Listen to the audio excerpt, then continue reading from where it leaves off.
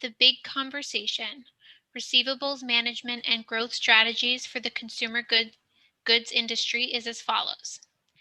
2020 required all organizations to pivot, but the impact on consumer goods companies was the most diverse. From companies dealing in essential goods, experiencing a sudden surge in demand and deductions volume, to those in the non-essential category experiencing a steep decline in sales. 2021 is an interesting year as business leaders figure out the next steps to stay on a growth trajectory. In this panel discussion, AR executives from leading consumer good companies will discuss how they pivoted in response to the COVID crisis. They will further deep dive into changes that they observed in the CFO's expectations from their department and the behavior of their customers, how they navigated the crisis with the help of technology, and what they plan to achieve in 2021 with accelerated digital transformation will form the rest of the story. Join in for a one-stop conversation that will cover best practices to tackle the largest receivable-related pain points of suppliers, as well as carve a plan of action that you can follow to achieve a more efficient AR function by the end of this year. Today's panelists are Elaine Nowak, Director of Product Management and Marketing at HighRadius. As Director of Product Marketing and Management, Elaine is dedicated to educating credit and AR practitioners about the impact of using an integrated receivables workflow enabled by artificial intelligence to improve key receivables operating metrics. Elaine's mission includes working with progressive users along with industry partners to identify and share key insights and best practices at industry forums, conferences, and webinars. Laura Garcia, Manager of Retail Deductions at Danone North America. Laura is the manager over the Retail Deductions team for Danone North America and has helped lead the team to success during a very demanding integration year. Prior to her time at Danone, Laura has worked in compliance in the legal industry as well as the engineering industry. George Uko, Credit Manager at Staples Promotional Products. George is a credit manager with Staples Promotional Products and has been in the credit industry for the past 25 plus years. George focuses on processes and improving team performance to deliver results. So without further ado, I am pleased to turn the program over to Elaine, Laura, and George. Thanks so much, Kate. Thanks everyone for being here. And also thank you, Laura and George. We're super excited to have this conversation and to share your insights with those others, your peers that are on the call with us today. So let's just start right out. I think maybe, Laura, I'm going to put you on the spot first. How was your AR department, how was it affected by COVID, and how much of that initial effect is present currently? Is it still there? Hi, sure. So initially, my department, the deductions department, we were non-remote workers. We, we're every day in the office. You see your team every day, just working in the office. And overnight, that changed, and we all went to remote. So that was probably one of the largest changes we've seen. And then myself being able to manage a team remotely, a pretty large team. That's been a different way of working as well, because you're not face-to-face with everybody. So making sure that you're staying connected also led to new ways of working. So I think those are some of the largest, effects that we've seen due to COVID. And do you think any of those changes that you've seen are going to be part of your permanent structure moving forward? I definitely think they will. I think, as a company, we've shown that we have the ability to be successful while working from home, but I also considering everybody's safety. So I think we'll definitely see some of that in the future. Not too sure right now what that means, what that holds or specifics, but I definitely think we'll continue to see some of that. Thank you. And George, what about you? What effects have you seen in the AR department at Staples Promotional Products? We had some of the same similar concerns or similar issues that Laura had. A couple of things that we had going for us that kind of helped with this transition. Luckily, we had already gone through it was right after the winter month, so we had already initialized everybody to have a laptop, and we were trying to work from home because of the weather.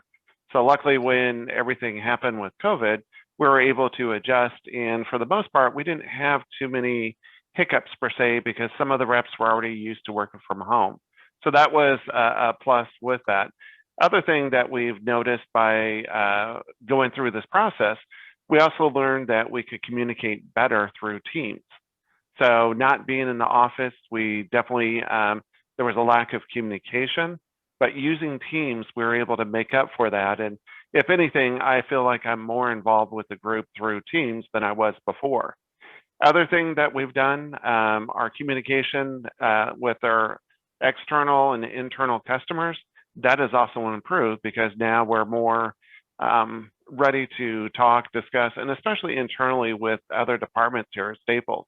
Everybody's on Teams.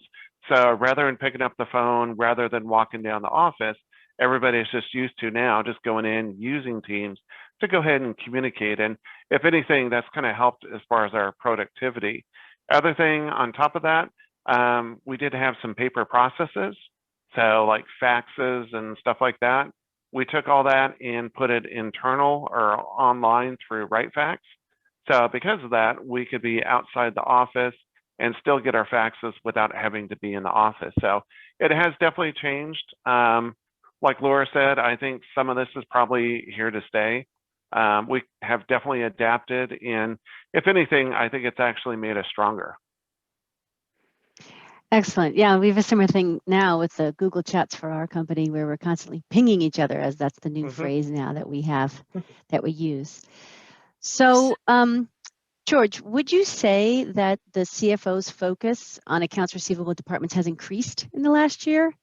And if yet, yeah, and if so, do you think that your teams have shifted gears to deliver on the initiatives that the CFOs have talked about? I would say yes, the focus has changed, because our sales have changed because of the COVID. So because of that, there's more focus on getting things collected. We're also more focused on holding our customers to our terms. So that has definitely put the spotlight back to as far as the way we're handling, the way we're collecting. And really at the end of the day with our DSO, you know, before may not have been as big of an issue, but with everything going on, the CFO is more concerned that we're staying on top of things. Other thing with bankruptcies, there's a lot of, our business unit deals with a lot of different businesses, whether it's pharmaceuticals, whether it's small business, agriculture, etc. And the hard part right now is really have to stay on top of your customers, understand what's going on. So that way we don't get caught into a bankruptcy or something like that. We need to be on top of everything. So they have definitely been watching, working with us, and trying to help us stay on top of what's going on within the business. Laura, how about you? Would you say that your CFO's focus has increased for the accounts receivable department over the last year? I would definitely say yes. I think we've noticed, you know, obviously all the changes that have happened over the last year, and being able to adapt to that. I think one of the objectives was focusing on profitability, and the way that my department helps with that is making sure that we work our age deductions, making sure we're identifying and, you know, really understanding what the customers are doing, making sure that there's no changes in the customers. You know, we went through a time early on during, you know, when COVID first came, was, you know, customers started taking just erroneous deductions. And I think it was, you know, thankful to my team being able to catch some of these things, because we were able to put a stop to it. But we, you know, we had to be able to adapt and be able to recognize those sort of things. And then the faster that we have the ability to resolve those deductions and make sure we maintain a current balance, then that's more current, more up-to-date information for our internal stakeholders. And they have the ability to make better decisions based off of that information. So it's really about, you know, taking the core of what we do and making sure we're applying it to those objectives, and being able to really, you know, look at things from all different sides and all different ways, and being able to, you know, change and adapt with every change that we see coming down the way. And that was definitely something that, you know, everybody had to do during this past year. Yes, I think we're all getting to the point where we're like, pivot, change. Yes, it's we're all seeing it all the time, right? For sure. Yeah. And do you think that this shift in gear and with the CFO's top objectives, those objectives are going to continue for this year and then maybe even next year? Oh, of course. I definitely think so. I think, with that adaptation is, how do we continue to do better? So, yes, last year was a rough year, but we did really well and we succeeded. So, how do we take that and apply it again to this year, but do even better as well? So, it's always about that improvement and, where can we improve our processes? Where can we improve what we're doing in order to meet those objectives? And, and at the end of the day, be better than we were the year before, the day before, the month before. Mm-hmm. Yes, so true. So I think let's get the pulse of the audience and what their opinion is for this next year coming up. We've got a poll question that we want to share right now. And if everyone here could just please vote, that we can just kind of get a feel of what everybody else on the call is saying. So what is your outlook on how 2021 would be compared to this last year that we had, and what you're seeing in the AR space specifically for the consumer goods industry? So do you think that it's going to be positive, that things will be better and more manageable than in 2020? Do you think it's going to be negative? Maybe meeting targets is going to be challenging because of the rebound that's going to happen and the stagnation of the economy and maybe other things that might be going on. Or perhaps you just think it's going to be neutral, that maybe this will be another year like last year, pretty much the same in terms of where the outlook is for accounts receivable. So if you can go ahead and vote on that question, that would be great. And then we'll keep that up for just a little longer. And then I think in the meantime, let's move on to our next question for George and for Laura. Okay. So have you seen an increase in the workload of the accounts receivable team? And if so, how have you tackled that increase? And let's start with George. All right, thank you. Good question. Yes, we have seen an increase in as far as our workload. As far as our workload, it's also changed in as far as the different volume. So we're noticing, just to share with you, I'm in the promotional products division, and we sold some PPE orders, the hats, the gloves, etc. So we actually saw our volume increase, but at the same token, we also saw the dollar amount increase. So it's been really tough to adjust, but we have definitely adjusted and did what we can do. And to kind of help with as far as some of that volume, I had to reallocate, and I've got a Canadian team up in Canada, our credit team. And what we started doing was sharing some of our workload. So some of our accounts, we're able to take it and have our Canadian group work it, and then vice versa. So because of that, we were able to kind of expand or distribute the work. And because of that, we're able to stay on top of as far as the workload. Other thing that we did to kind of help with some of the different volumes is on a biweekly basis, I send out the aging to our sales group. So the sales group, they now in turn know who their customers are. It's tied to the different sales reps. So they in turn could see, hey, has my customer paid? Have they not paid? What's kind of going on with the customer? So what that's done is that's kind of increased us working closer with our sales group, and they in turn are helping us with some of the collections. Not hardcore collections, but if there's any issues, anything they see the aging. And the best part with that is we're actually seeing some of our older volume actually get paid, and we're moving along like we should. So it's really created a stronger connection with our sales team and with some other groups like our Canadian team to work closer together. That's excellent. And so that's the kind of trend you hope will continue. And how about, and how about you, Laura? Did you see an increased workload with your with your AR teams? Tongue-tied. Yeah, I think, I think we've definitely seen some increased workload over the last year, and we've, kind of similar to the last thing that we were talking about, we've had to adapt. And so I think the way that I like to try to adapt to those things is, how do I approach it and what's the strategy I use? And that comes from really knowing my team, knowing, what they're going to be able to adapt to. I know we have some competitive people out there, so I kind of look for things to motivate them because, oftentimes we don't necessarily have the bandwidth for the increased workload, but, sometimes we can, allow overtime hours, or sometimes we can find, efficiencies in what we're doing so that we can minimize the amount of time it takes to do task A so that we have more time to do task B. And so it's really just getting to know them and knowing, you know, if I hold contests, right, for most deductions cleared in a week, right, that's going to motivate some people even extra, having those little extra incentives to really, you know, take care of that increased workload. It's also about, you know, making sure that the other areas of the organization understand the differences in the workload and, you know, why there might be a delay on one task while other tasks are getting completed. So it's more about kind of managing all of those things together to try to find that solution for that increased workload. So what kind of prizes do you give out for these competitions? I'm curious to see what you could possibly earn if you get the most deductions closed or something for that. So we do things like gift cards, or Nice. I know a lot of people like to, you know, earn days off, different things like that come into play. So we try to make it flexible, because we also know kind of with that same, you know, everybody might be motivated by something different. So we try to make it work so that everybody is motivated by the competition, but then also flexible, that they have the ability to kind of choose what their prize is. Nice. You know, and that way it kind of makes it feel like, oh, if somebody, you know, doesn't want a gift card to this retailer or whatever, they're maybe not going to try as hard. Versus when they know, oh, I'm going to get the prize and I'm going to try really hard, and I also have a say in what it is. We try to be flexible like that. That's excellent. I want to come work for your department, I think. Yeah. Come on, we're ready. So, you know, in our understanding, what we've seen, you know, deductions, short pays, that they've always been a sore point for CPG companies.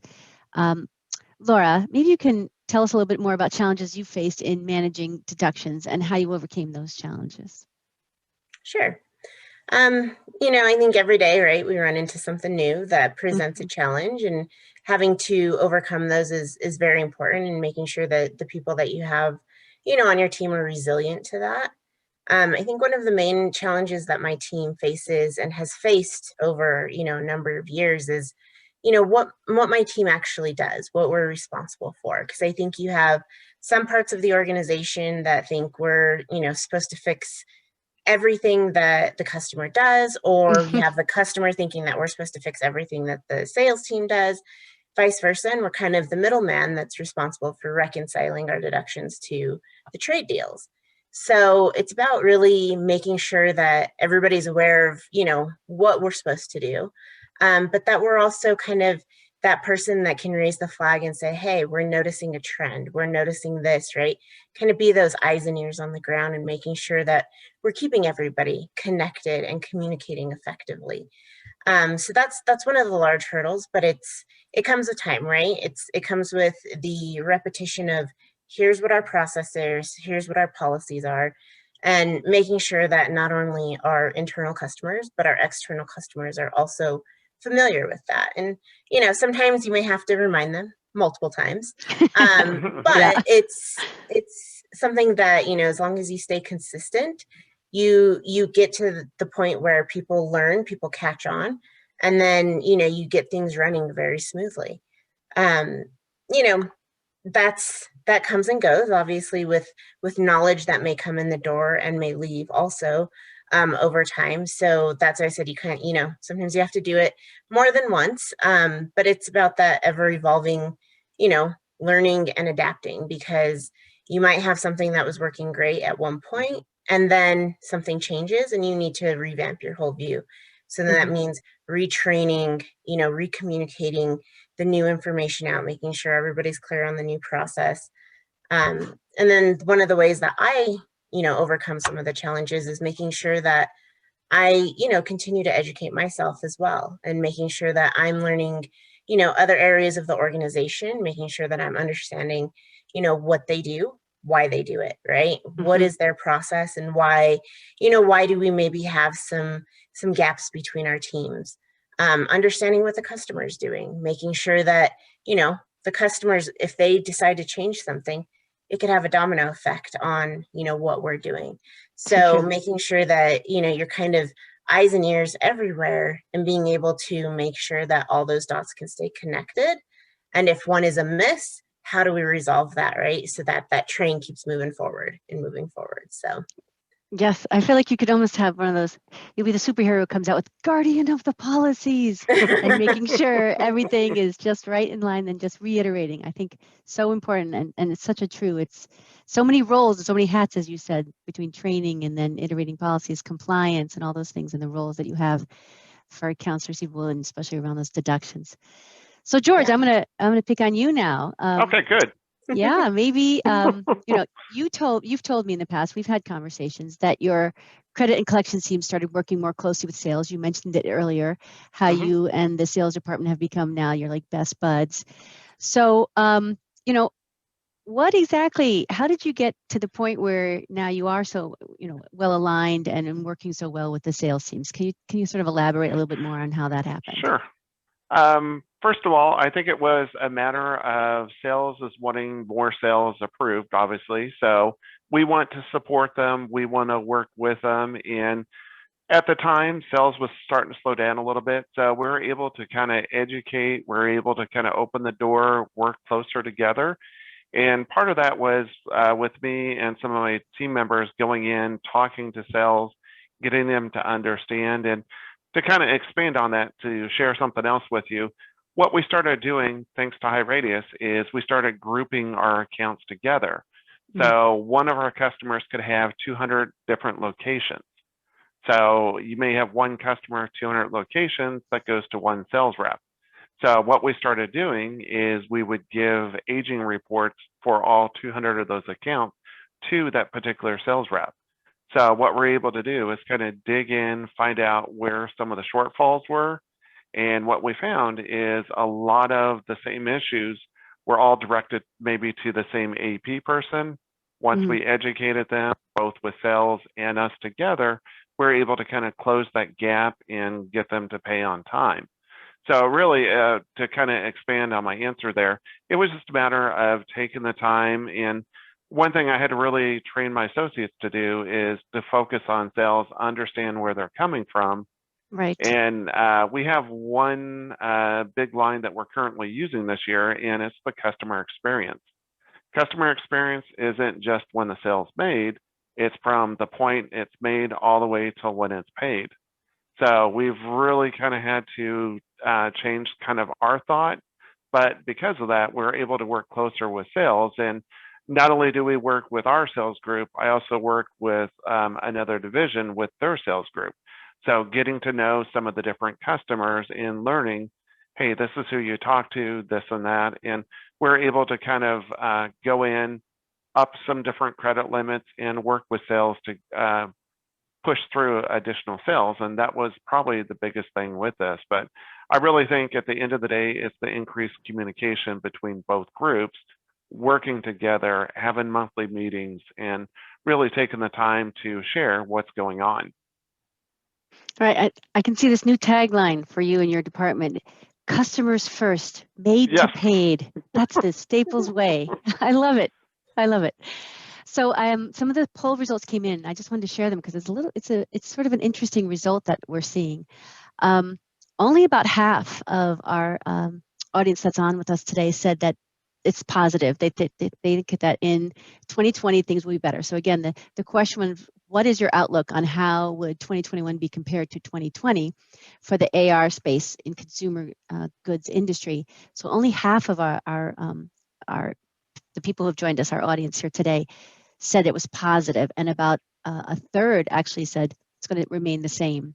So they're not seeing, they don't see a positive, they don't see an uptick in sort of the way the outlook is going to be. And then about 17% said they think of 2021 is going to be negative. So kind of interesting. I'd love to get more detailed results on that. Maybe we'll do a survey to sort of understand which segments in consumer products might be seeing the positive, which are seeing the negative, and so forth. So any thoughts on those results? Again, 50% said positive, 33% neutral, and 17% negative. George or Laura, what do you think? Laura, I'll let you start. Okay. I hope the ones that are saying that it's, not a positive outlook are wrong. I like to try to hope that, as I mentioned before, you kind of can make each year better than the prior. I think that, people are probably still a little hesitant, a little cautious of not really knowing what the future is. So I think that's where some of that might come from. I kind of go back and forth between them each day myself as well. So I think just, I hope it's for the positive. But, I think, again, adapting, right? I think I've been saying that a lot. You always have to adapt. Pivot, change, adapt. Yes, it's our key words. I also think too, I think even understanding the situation for us as an economy, global economy, I think the recovery has been a little slower than people were hoping, and just between the economy and vaccinations and the outbreaks that are still happening. So I think I can see why it might be neutral, and I can see why it might also be like, I don't think we're going to recover as quickly as we're hoping to. George, thoughts real quick? Yeah, I want to kind of add to what Laura was saying and what you're saying too. I think a lot has to do with the different customers with their different businesses. I think there's a lot of uncertainty that's going on out in the marketplace. And I think because of that uncertainty, it's making it harder for us per se to do our jobs. And the hard thing is the whole credit models, everything is changing because we have to be careful in how we loan money. And, it's not like everything's been reopened like it was before. And the question is, what we all want to know is, when is everything going to be back to normal? And better yet, is there really going to be the same normal? And that's, I think, what everybody's looking for. Yeah. So true. There's no longer a normal. It just is what it is nowadays. That's what it seems. So for our next question, so we've had all your teams. We've been working remote for some time now, most people more than a year. There are some customers that I know that have gone back to the office, some people part-time, some people have actually gone back. Most of their office is back. I think, again, it depends, to your point, George, on which segment within the industry they are and what the needs are for them to return to the office or maybe be able to continue remote. So how are you measuring your remote team's performance with all that's going on? And perhaps you could share some specific metrics that might make sense to track, maybe what you've been doing for the past year, maybe new metrics or some other metrics you might want to consider for 2021. And again, we're talking about, credit, deductions, collections departments. And Laura, how about I'll ask you first. So what are your thoughts on measuring team performance?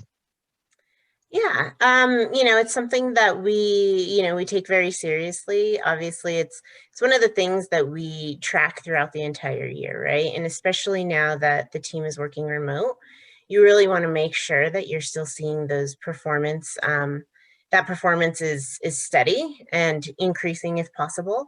One of the things that we utilize is making sure that we can retrieve the necessary information from the system.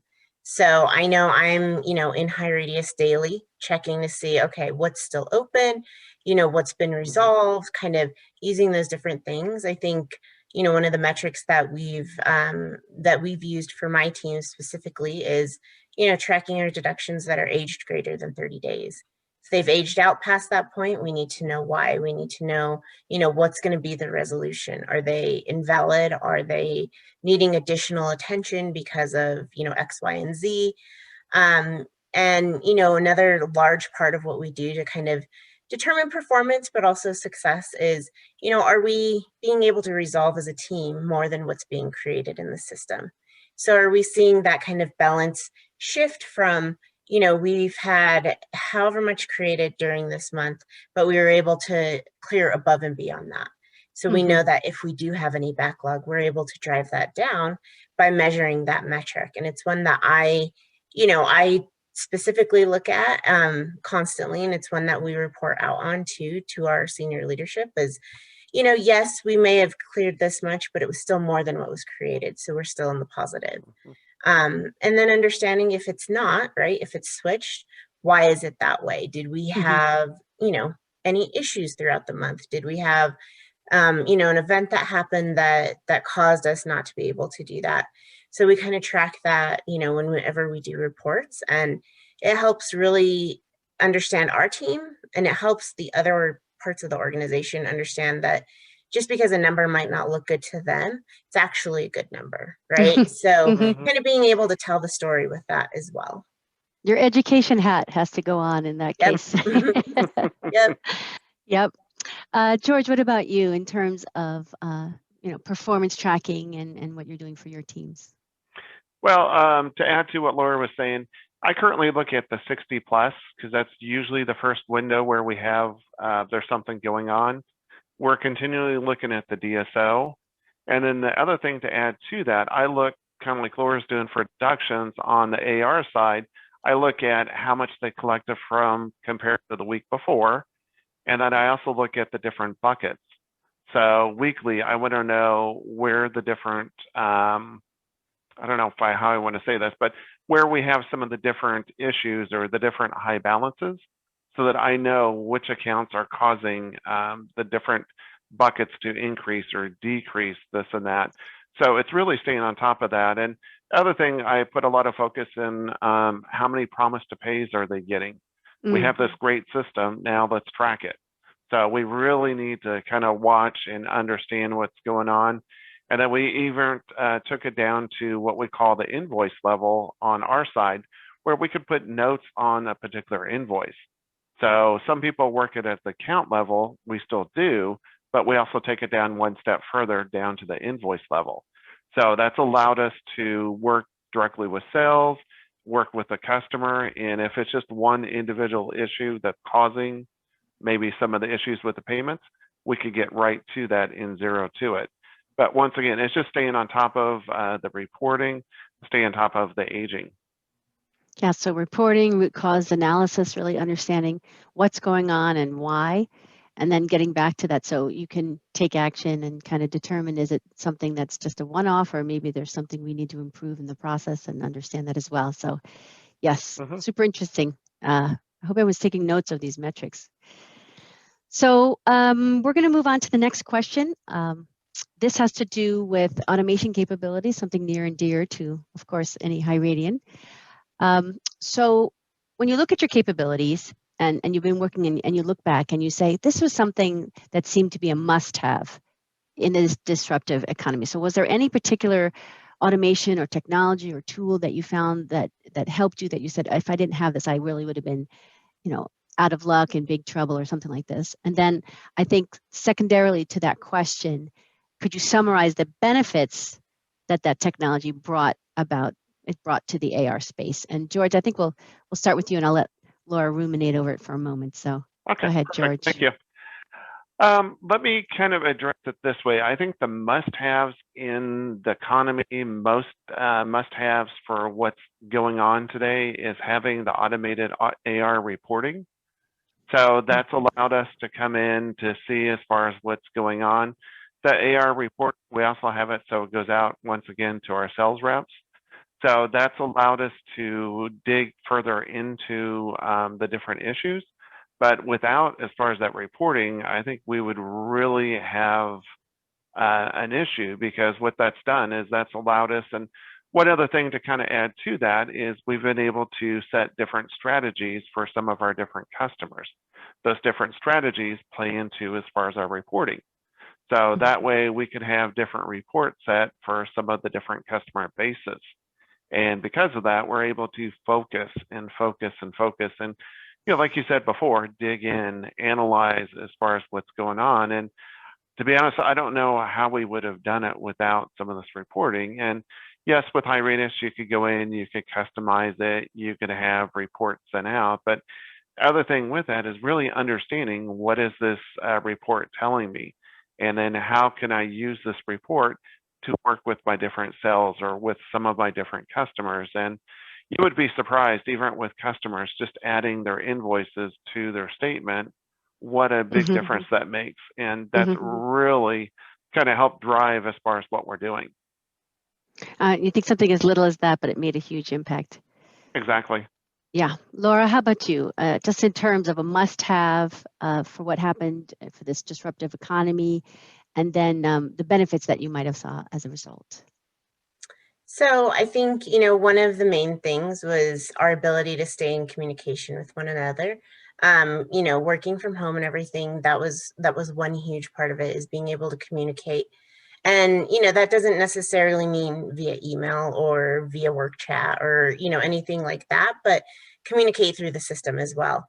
You know, a lot of what my team does, we often need help from our sales teams. And one way that we can communicate with them is through notes in our claims and through, you know, changing action codes. And it sends an email to our sales team, right? It kind of eliminates additional communications required on my team's part, because by an action that they're doing in the system, it's already being done on the other end.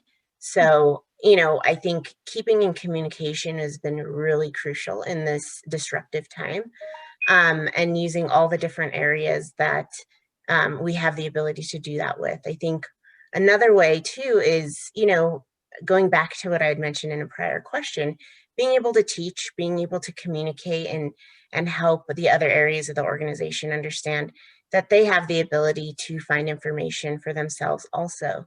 So really opening them up to the system and having them get in there and, you know, get the information that they would otherwise, you know, come to me or my team and request.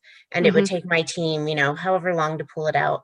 Well, you know, kind of shifting that is, you know, making sure that they have the ability to do it, but then also showing them how. It gives them the ability to get more up-to-date current information instead of waiting for my team to do it.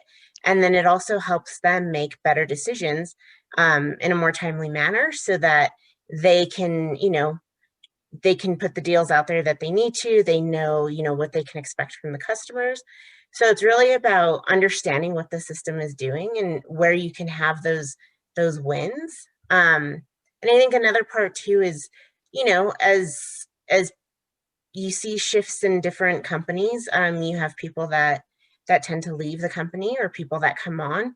Having a technology with being able to automate different things helps with some of that disruption that you might have, so that you're not worried about, oh, well, you know, so-and-so is leaving the company and we need to know what they need to do, right? The system's already doing it for us. So that's going to help that, you know, business continue on in the same manner, even if you don't have the same people that are, you know, working on those tasks. Yeah, and so true. Even if they go on vacation, let's say, then it's easier to be able to reallocate, understand, you know, where that work is getting done and how it's getting done, and they can easily be spread across the team or handled by the system, right? And what you're talking about too makes me think of that old adage, you know, teaching them how to fish. So don't just give them the meal, you know, teach them how to get in there and kind of understand what it is they're looking at. So some great insights. Okay, so I think with that, I think we're going to put it back out for another poll question that we're going to ask the audience here. What are your thoughts on adopting technology and transforming your order to cash digitally in 2021? So do you think it's necessary for the long term? Maybe you're not sure if it creates a difference. Maybe you think it wouldn't be useful, that really kind of adapting technology and transforming to the digital isn't going to help you in the next year. Or maybe it's just not something that you have necessarily thought about. So if you just go ahead and put your responses to that poll question up, that would be great. And then I think in the meantime, we can jump on to our next question for Laura and George today. So let's shift this to reflecting on yourself and your team in terms of goals. So I'm going to ask you first, Laura, what are your top goals for you and then also for your team for this next year? And then what are you doing to try to achieve those goals for this upcoming year? Sure. I think for myself, right, you know, it kind of goes back to what I was saying prior is, you know, you always want to do better than you did the year before. And in my role, part of that is making sure that I, you know, understand all the areas of the organization. So for me personally, I want to educate myself on the different areas that I'm not as familiar with. You know, I may have touched on there a little bit, but I want to really get a better understanding, because I think the more education that people have with, you know, the knowledge of what they're doing versus the knowledge of what others are doing and how it all comes together is crucial for the success of the business. So my personal goal, I think, is to educate myself more in the areas that I'm not as familiar with. It's something that I also recommend to my team. Obviously, with, you know, if we have new people start, we have people that have been there a long time, I always make sure that they're aware that it's okay to constantly be learning. You know, I've, you know, been with the company however many years, I'm still learning, right? You still can learn something new every day. So just making that real available to everybody also. You know, one of the things that one of the goals I have for my team is to, you know, overcome a backlog that we've had due to a new system implementation that we had at the beginning of the year. And so that really hindered our ability to, you know, resolve claims and do different things like that, that caused a backlog to build up. And so one of the goals we have is to, you know, drive that down and still even do better than we did last year without that additional challenge. So kind of that always working towards, you know, I guess if you guys can't tell, I'm pretty competitive. So it's always, you know, beating that prior year, right? So that's one thing that I want for my team as one of the goals. And, you know, as kind of touched on in other questions, one way to achieve that is how do we make more time, even with the increased workload? You know, so using the system to, how do we use the system to make sure we're as efficient as possible? You know, are there efficiencies that we haven't uncovered? Is there something that the system can do for us that somebody is currently doing manually?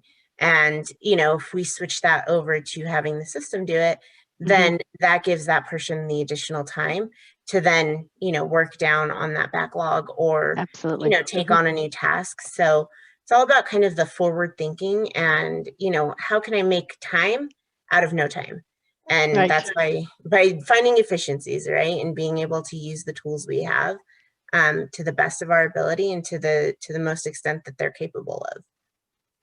Right, so true. So it's like allocating that the what they call the workload, right? Really understanding how you can shift that workload and sort of automate more of those tasks so you have more time to work on those value-added things like driving down that what you had talked about. And George, how about you? What are you going to look for? What are your goals? What are your team goals? Sure. Some of you are probably going to think I'm crazy when I say this, but I'm trying to change kind of the dynamics in my group or in the department. And one of the things, the verbiage I use is we're trying to go from defensive to offensive. And what I'm referring to offensive is trying to forecast more, trying to be on top of what's coming down the line, trying to work closer with sales, trying to figure out what can we do better, just like Laura said, what can we do better to make it better for everybody? So one of the things, a lot of times being in the AR credit world, we're always kind of being defensive because we always have to fix something that may be broken or collect on something. So now we're trying to get a little more customer centric, trying to work with our different customers.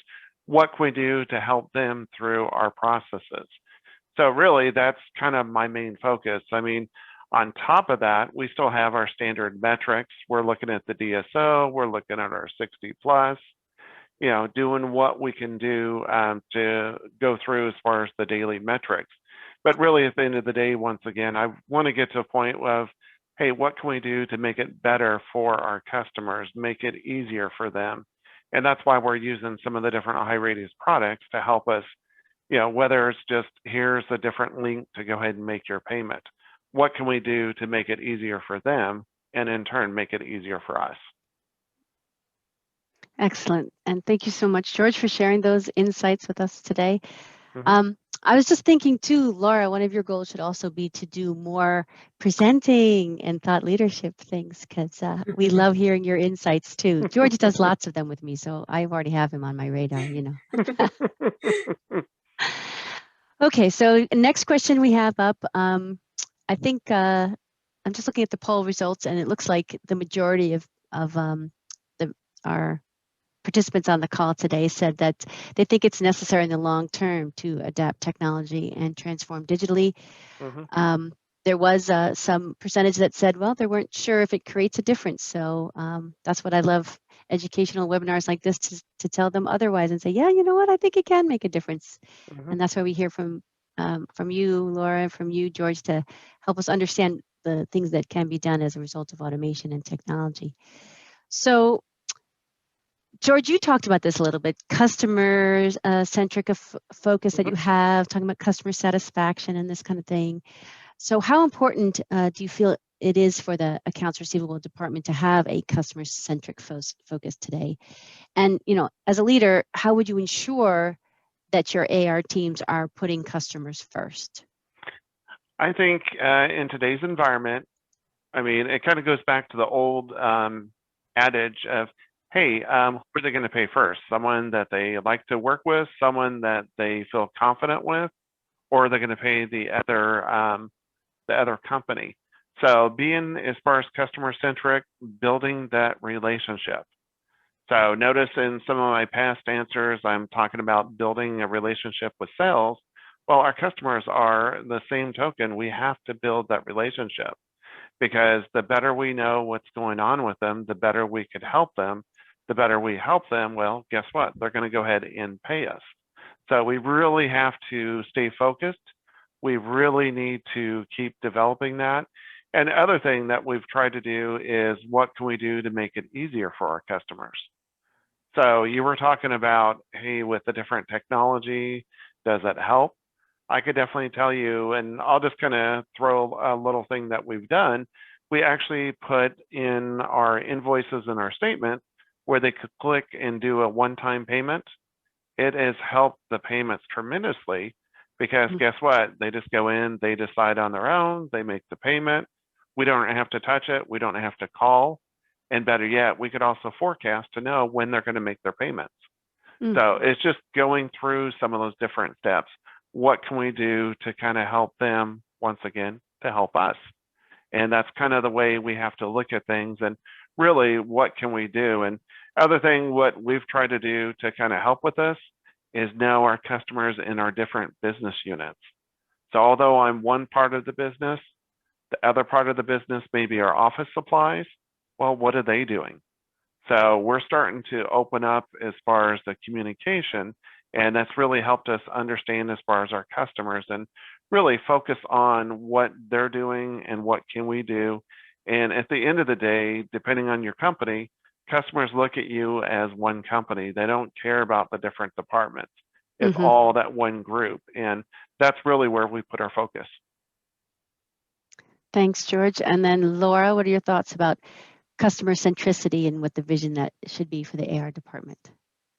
Yeah, I mean, I think it's very important. I think obviously, your customer, you need your customer to survive as a business, right? So you want to make sure that you're customer centric, that you're, understanding what they're doing, and getting clarification if you don't.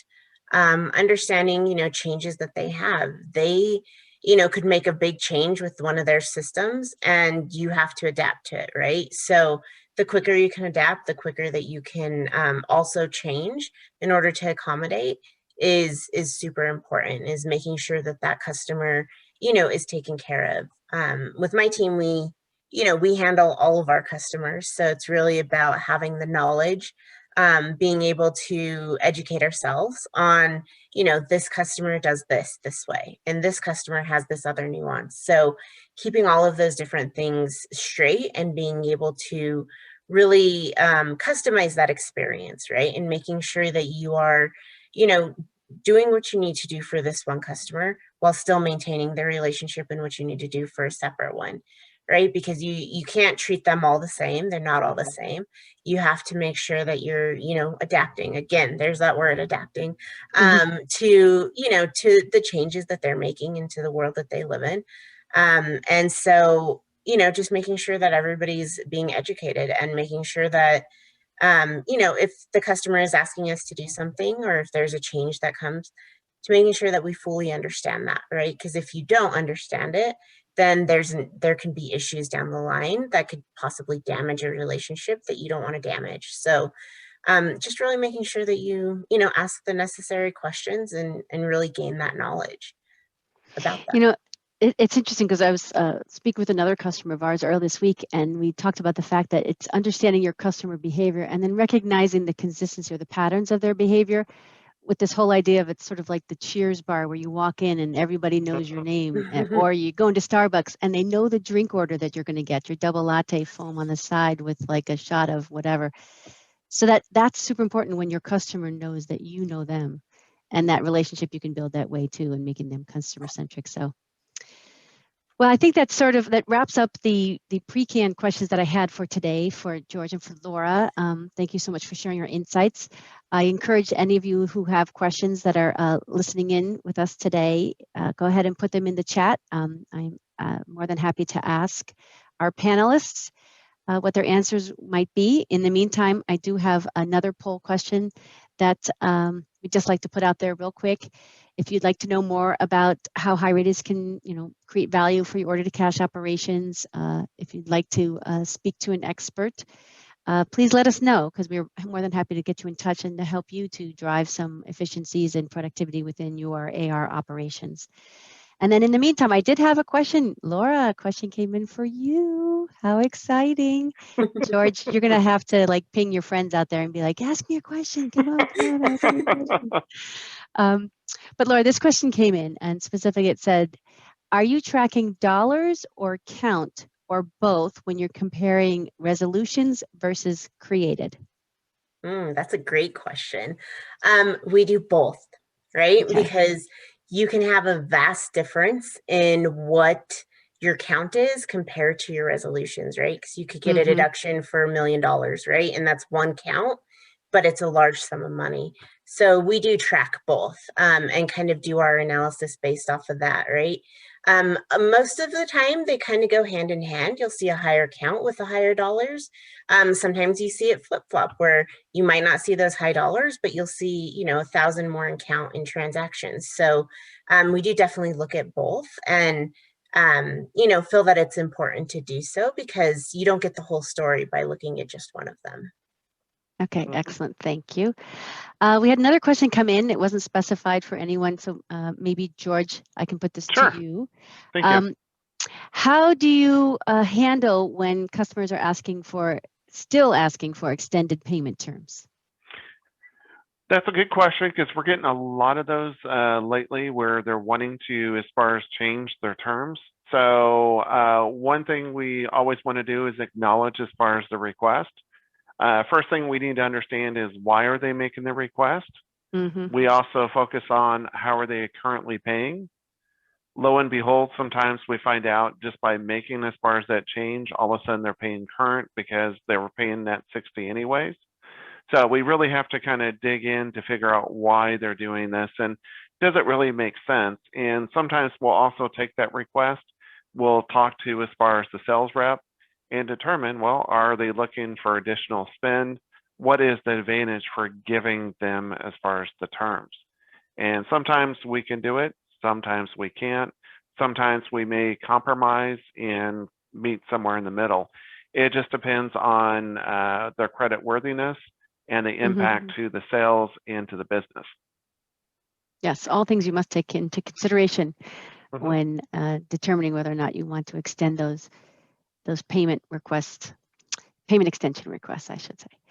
Okay, so we did get another question came in. Again, this wasn't specified, but it said, how are you handling customers who take undue advantage of auto write-offs?